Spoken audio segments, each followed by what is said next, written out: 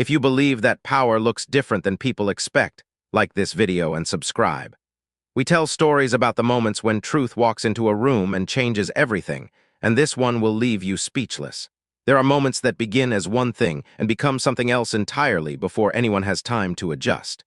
They start with the ordinary architecture of a familiar situation: a stage, a microphone, a crowd of parents with phones raised, a principal in academic regalia moving through a ceremony with the practiced authority of someone who has done this many times before. Everything looks like what it is. Nothing signals what is coming. Then something shifts, not loudly, not with warning, with the quiet, irreversible certainty of a door opening in a room everyone thought was sealed, and behind it, something that reorganizes everything that just happened and everything about to happen next.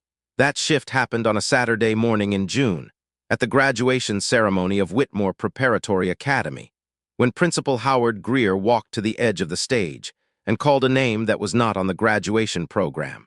He called it the way he made most announcements, with the flat confidence of a man who believes his authority is the final word on any room he occupies.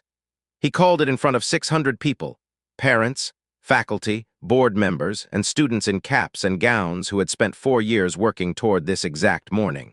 The name he called was Marcus Deshaun Webb, Jr. He called it to inform 15-year-old Marcus, seated in the third row, that due to a disciplinary matter under final review, he was not to receive his diploma today, that he was to leave the stage, that the matter had been decided. He said all of this into a live microphone. What Howard Greer had not taken 30 seconds to confirm was that the woman seated in the keynote speaker's chair at the side of the stage, who had been introduced 20 minutes earlier and who had listened to every word he just said from 14 feet away, was not simply a distinguished alumna. She was Governor Adrienne Webb, Marcus's mother, and she had not yet given her speech. Adrienne Webb had not planned to become a politician. She had grown up in the eastern part of the state, a mid-sized city with good people, complicated history, and the economic profile of a community whose industry had left without apology and without replacement. Her mother had worked a school cafeteria for 28 years.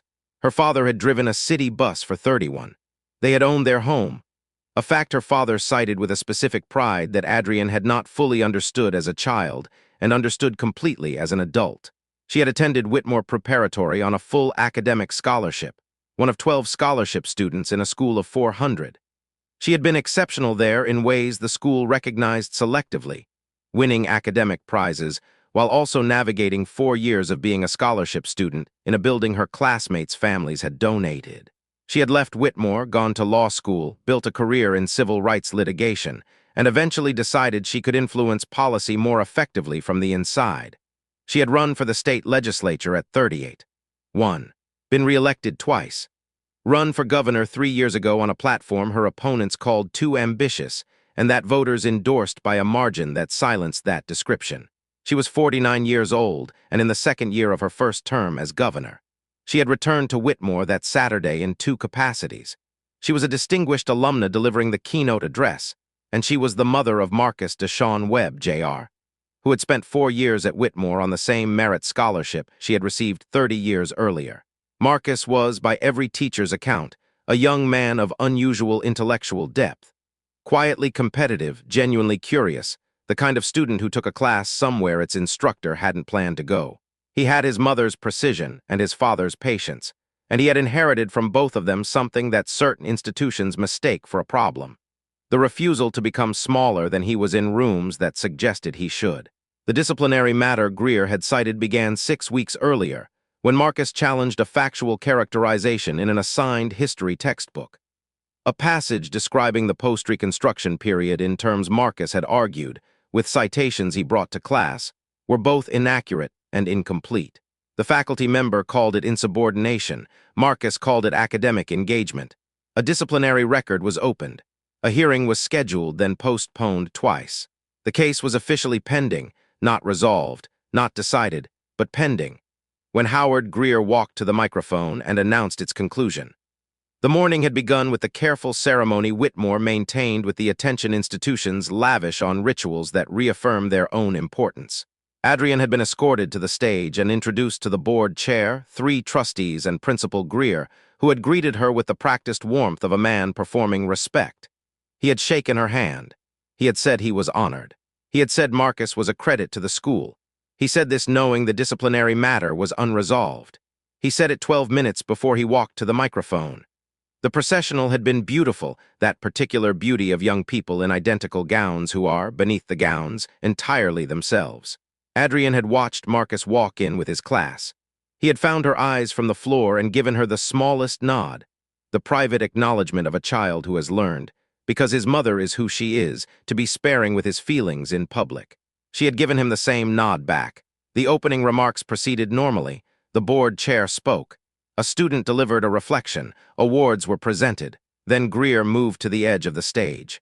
In 90 seconds, he stated that the disciplinary review was complete, factually incorrect. As no final hearing had occurred, declared Marcus's diploma withheld, and directed him to leave the stage after the ceremony. All of it through a live microphone. Marcus went still in his seat. The students around him turned. In the parent section, Marcus's father, a civil engineer named Marcus Webb, SR, rose to his feet slowly, with the deliberate movement of a man choosing every gesture carefully. Adrian did not stand. She sat with her portfolio in her lap, hands folded on top of it, eyes on Howard Greer with an expression the people close enough to see it would describe afterward with different words that all meant the same thing. Clarity, not anger, not performance. The focused clarity of a person who has just watched something occur that they are going to address and who is deciding exactly how. Greer returned to his seat. The development director leaned toward the podium to begin the keynote introduction. Adrian was already standing. She did not wait for the introduction. She moved to the podium with the unhurried certainty of a woman who has commanded rooms for 20 years, not performed authority, but the natural authority of someone who simply is, regardless of whether the room has caught up. The development director stepped back. Adrian placed her portfolio on the podium. She looked out at the 600 people in the auditorium. Then she looked specifically at Marcus in the third row. He was watching her with the expression of a 15-year-old on the edge of understanding what is happening. She said, "Good morning." The room responded automatically, before several people had fully processed that the introduction had not occurred and the woman at the podium had arrived there outside the program. She said, "My name is Adrian Webb. I am the governor of this state. I am also a Whitmore alumna, class of 1994, and I am the mother of Marcus Deshawn Webb, Jr., who is sitting in the third row of this graduating class." She paused one beat. "I have a prepared speech, and I will give it. But I want to say something first, here in this room, because it happened in this room, and because the people in it deserve honesty more than they deserve a program that pretends otherwise." Howard Greer, seated in the faculty section behind the podium, had the expression of a man watching something he cannot stop and is only beginning to understand the full dimensions of. She said, "What happened on this stage 12 minutes ago was wrong. A child was publicly humiliated at his graduation over a disciplinary matter that has not been formally resolved, because no final hearing has taken place. I know this because I am his mother, and I have been present for every stage of this process. I also know it because I am a lawyer, and what was announced from this podium was not the outcome of a completed process. It was a decision made outside that process, in front of 600 people, designed to produce a consequence the process itself had not yet authorized." She was not raising her voice. She did not need to. The room had gone entirely still, the deep quiet of people receiving something unexpected and going motionless in response. She continued, "I also want to say what this disciplinary matter is actually about. Marcus challenged a factual inaccuracy in a classroom textbook. He brought citations. He raised the challenge exactly the way this school's mission statement says it values, with evidence and conviction. What happened after that is what I have watched happen to children who look like Marcus throughout my career, and what I watched happen to children who looked like me when I sat in this school 30 years ago. The challenge was labeled insubordination. The record was opened. The process moved slowly in one direction and quickly in another." Howard Greer was very still. Adrian looked at him once, brief, direct, not theatrical. Then she looked back at the room. She said, "I am not standing here as the governor right now. I am standing here as a mother who watched her son be told, in front of everyone who matters to him, that his accomplishment was being taken from him, not at the end of a fair process, but in the middle of an unfair one. That is not something I am willing to let stand without saying clearly that it is wrong." In the third row, Marcus was sitting straight. Not crying, he had his mother's composure and was using all of it. But his hands, pressed flat against his knees, held the specific stillness of someone managing something large in a small amount of available space. Adrian turned to the board chair, Catherine Aldress, seated in the front row of the stage, whose expression had moved through several phases and arrived at the careful attention of someone making real-time calculations about institutional exposure. Adrian said, "I would like to request that the diploma withholding announced today be suspended pending the completion of the review already in progress. Let the process finish." Catherine Aldress looked at Adrian. She looked at the room. She did not look at Howard Greer. She said, clearly enough for the front rows to hear, "Consider it suspended." Adrian nodded once. She opened her portfolio. She said, "Now, I'd like to talk to these graduates about what they're walking into." She gave her speech, 30 minutes that the audience received with the quality of attention that follows genuine weight. When she finished, the auditorium rose. Later, when Marcus Webb, Jr. S. name was called correctly, fully with his complete name, he walked across the stage and received his diploma from the board chair's hands. He turned to face the auditorium. Adrian, back in the keynote speaker's chair, did not attempt to manage her expression. She had been managing it for 31 years. She took the morning off. Howard Greer did not finish the ceremony in his official capacity. A vice principal assumed his position at the stage. A transition the program did not announce, and the audience absorbed without comment. The way people absorb significant things when they already have the information that makes those things make sense. The formal disciplinary review was completed the following Thursday. A reconstituted panel with an external reviewer found that the classroom incident did not meet the standard for the designation applied. Marcus's record was cleared. He received written confirmation by the end of the month. Greer resigned 12 days after the ceremony. The school's statement cited a mutual decision to transition leadership. Nobody who had been in the auditorium found the timing ambiguous. The board initiated a formal review of Whitmore's disciplinary procedures, with particular attention to the consistency of standards across different student populations. Catherine Aldress gave an interview to the state's largest newspaper and said, "What happened on that stage should not have happened. The process that produced it should not have been allowed to develop the way it did. We are committed to structural changes, not symbolic ones." Adrian did not give additional public statements. She had said what needed saying at the podium in full with accuracy.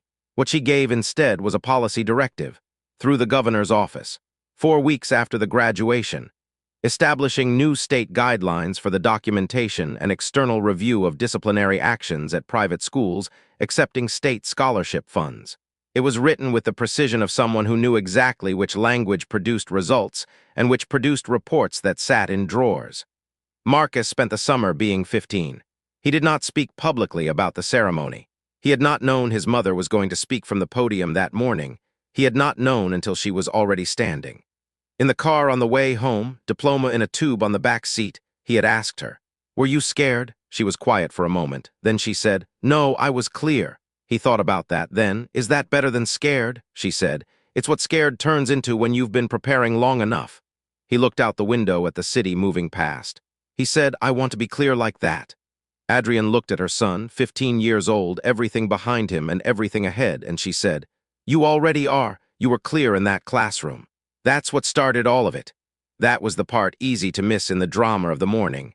The moment at the podium had been visible and sudden, but it was not the most important thing. The most important thing was the preparation, the documented record, the legal knowledge, the years of understanding how systems like this one operated and where their pressure points were. And Marcus, who had stood up in a classroom 6 weeks earlier with citations in his hand and refused to let an inaccuracy go unchallenged, understood this better than most would give him credit for. He had learned it from watching a woman spend 30 years walking into rooms that were not ready for her, with preparation so thorough and clarity so complete that eventually the rooms had no choice but to become ready. He was going to do the same. He had already started. If this story reminded you that preparation and clarity are the most powerful things a person can carry into any room, please like this video and subscribe. We bring you stories like this every week, because truth deserves to be witnessed and courage deserves to be named. The next one is already waiting for you.